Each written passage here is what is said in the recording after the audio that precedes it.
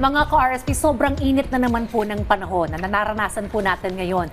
Bumabas ka lang ng kaunti o kahit nasa loob ka nga po ng bahay at walang aircon, naku, tagaktak po talaga ang pawis at mahilo ka sa init. Totoo yan, Dayan. Napakahirap sa panahon ngayon, lalo na yung mga nagtatrabaho sa open area o kahit yung mga nagko-commute, sobrang bilad sa init. Sa panahon pong ito, dumarami ang kaso ng heat stroke. At para maiwasan yan, hihingi tayo ng tips mula kay Dr. Maria Cristina Alberto, isang general medicine specialist. Magandang umaga, Doc Tina. This is Prof. Fee together with Dayan.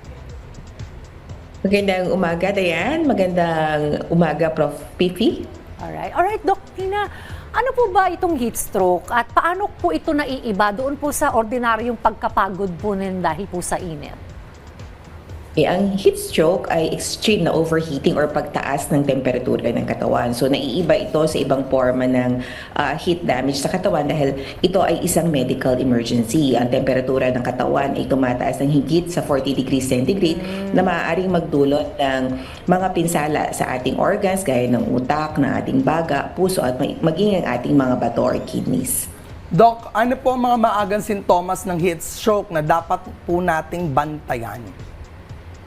Siyempre, kung tumataas ang temperatura ng katawan, ang unang manifestasyon niyan ay ang pag-init ng ating temperatura. Tumataas nga again ng 40 degrees centigrade at pataas. Ang pamumula ng ating balat at pag-init nito na maaaring sundan ng pagtaas ng heartbeat at ng ating paghinga. Ito ay paraan ng katawan na maibaba ang ating temperatura. At dahil nga ito ay heat stroke, nai-involve po ang ating brain o ang ating utak. Ito ay nagiging sanhi ng matinding pagsakit ng ulo, minsan nagkakaroon ng pagsusuka, at minsan pa ito'y nauuwi sa pagkukumbulsyon at comatose. So ito talaga ay sadyang delikado na kondisyon. Pues, sino-sino po ba, Doc, yung mas vulnerable dito po na makaranas ng heat stroke? Okay. Una, yung mga vulnerable sa heat stroke ay yung mga extreme of age, yung sobrang bata, yung mga sanggol, at yung mga matatanda rin na higit sa 65 years old dahil hindi na nila masyadong nare-regulate ang kanilang body temperature. Yung mga tao na mahilig mag-exercise sa mainit na kondisyon. Siyempre, yung ating mga manggagawa na nagtatrabaho sa init ng araw, gaya ng mga construction workers, yung ating mga police, yung ating mga traffic enforcers, at nandito rin yung mga pasyente na nagtitik ng mga medications na maaaring magdulot ng kahirapan sa pagre-regulate ng kanilang temperatura. Doc, ano-ano po ang mga practical tip para makaiwas sa heat stroke, lalo na ngayong tag-init? Okay, para makaiwas sa heat stroke, of course, umiwas sa mainit na mga lugar. No, huwag lumabas kapag mainit ang temperatura, lalo na po sa gitna ng araw. Ikalawa, keep yourself hydrated. Uminom ng maraming tubig. Siguraduhin din na huwag po tayong mag-exercise o gumawa ng mga activities outdoors na napakainit. Sa loob ng bahay, panatiliin nakabukas ang aircon o ang electric fan. So, yan po yung ilang sa mga tips para po makaiwas tayo sa heat stroke. Doc Tina, paano naman po dapat tumulong kung may nakita po tayong taong posibleng na heat stroke? Okay, kung tayo ay nasa daanan at may nakita tayong tao na mukhang na heat stroke, una sa lahat, alisin niyo po sila doon sa lugar kung saan nangyari yung heat stroke, no? Kung napakainit na lugar. Keep the patient indoors. Pagkatapos ay maaari siyang punasan ng malamig na tubig sa katawan or ibuhusan ng tubig, no, po, na malamig. Kung siya po ay gising, ay maaari pa inumin ng malamig na tubig. At syempre, no, we have to cool down the patient. Yun talaga yung main goal natin. At syempre, tumawag po tayo ng medical emergencies na maaari talagang makarespond ng tama sa pasyente na may heat stroke.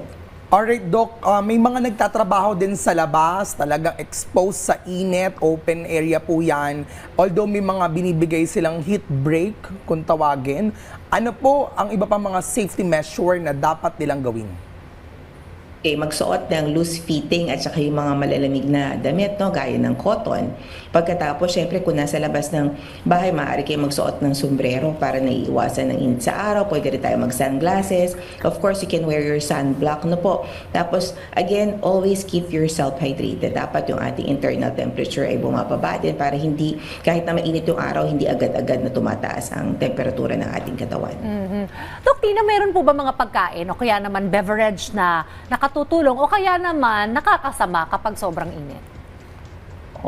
Lalo na ngayong tag-init, ang hilig sa mga kababayan natin umiinom ng mga malalamig na inumin, no? Okay lang po yung malamig na tubig. So ito po ay nakakatulong na maiwasan ng heat stroke. Pero may mga inumin na dapat po nating iwasan gaya ng alcohol, no? Ng matatag ng mga beverages. Ang hilig natin mga nanay magbigay ng mga sweet beverages sa ating mga anak, soft drinks or sodas ay pinagbabawal din po natin. Ito po ay maaaring lalo mag-cause ng dehydration sa ating mga kabataan.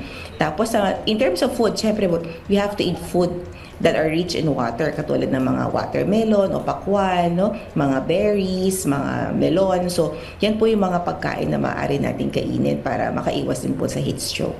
Ayan, kaya dapat diinom si Bong Mangawang tsaka si Direk Archie. Ng soda. Oo, At para saka di ng ma-heat alcohol. Yung mga Yes. palamig, di ba uso din yan? Oo. Yung sweets na mga sweet beverage. Pwede rin iwas din ma-dehydrate pala. dyan. Tubig Oo. dapat talaga. Buko juice, okay naman, Doc Tina. Yes, buko juice po ay okay. Pepino cucumber is also good. Ay, gusto ko yan. Buko juice, pipino, love it. On that note, Doc, maraming salamat, Doc Tina, sa tips na ibinahagi niyo sa amin. Malaking tulong po ito sa atin lahat ngayong tag-init. Thanks, Doc Tina. Yan mga ka-RSP, doble ingat po para sa kaligtasan po nating lahat.